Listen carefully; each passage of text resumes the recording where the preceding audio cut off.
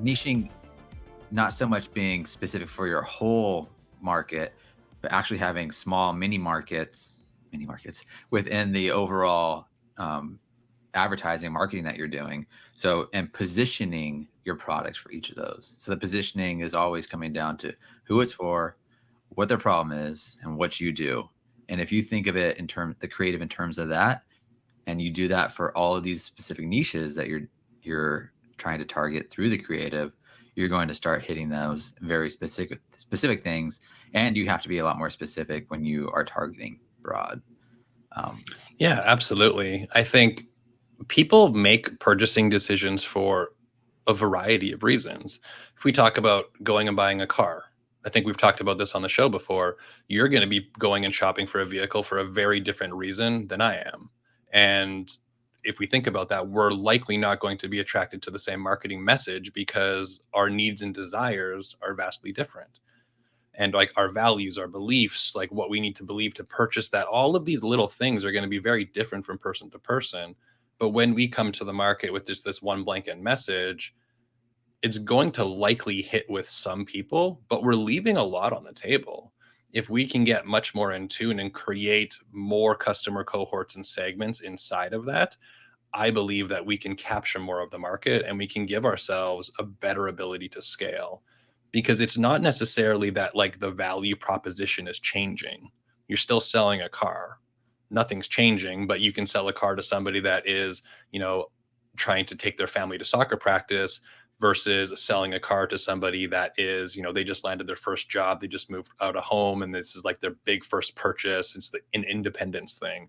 Or somebody that is having a midlife crisis and now they're going shopping. Like there's all of these different reasons. And even like, do you think of like, okay, well, midlife crisis, they might be like a shopping luxury. Yeah, but you know, there's families that want a luxury SUV to take their kids to soccer practice with. And the message for those two people is not going to be the same. But when we shift away from we're going to spend $4 million on a Super Bowl ad that has to encompass our entire audience and go, hey, I can create micro pieces of content that are going to resonate with very specific segments of my audience, we have so much at our disposal and we can get very focused. I don't need to be like, I'm going to put this ad in front of this, you know, 4,000 person audience and they're going to be super highly targeted. I'm going to put this highly focused message in front of this big audience. And there's going to be some people that are going to resonate with it.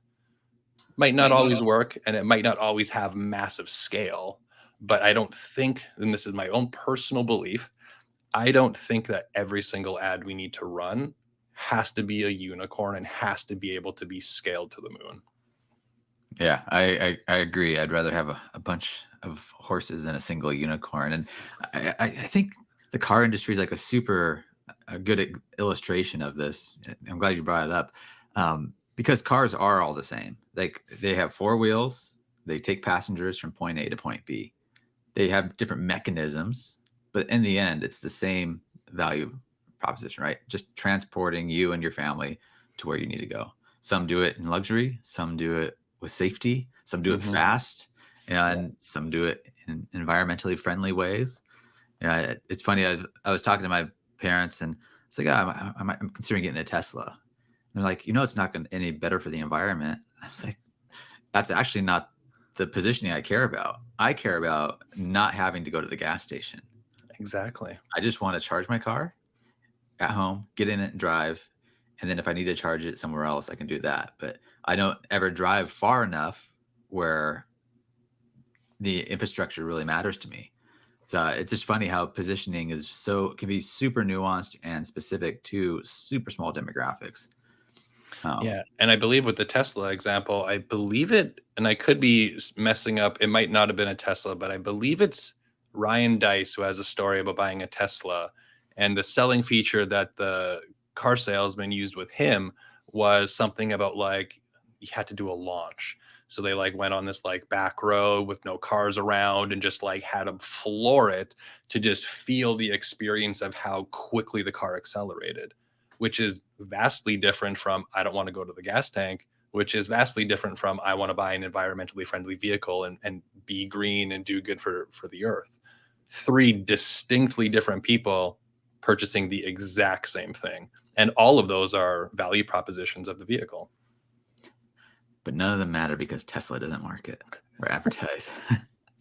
Well, they do. They advertise through word of mouth, like we're talking Yeah. about it right now. So it's, it's almost like hidden. It's like subconscious advertising.